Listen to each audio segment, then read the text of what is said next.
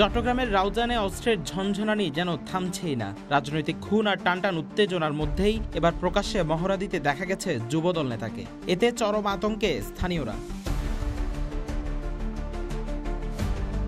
গত এক বছরে একের পর এক রাজনৈতিক খুনে রাউজানের আইন শৃঙ্খলা পরিস্থিতি চরম অবনতির দিকে গেছে। এরই মধ্যে বেড়েছে অস্ত্রের মহড়া।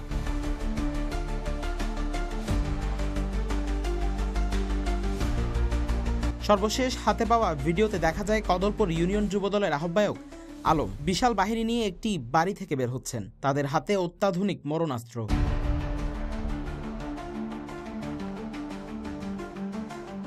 স্থানীয়রা বলছেন, এ ধরনের আধুনিক অস্ত্র ভবিষ্যতে রাউজানে আরও হত্যাকাণ্ড আর ভয়াবহ অস্থিরতার শঙ্কা তৈরি করছে।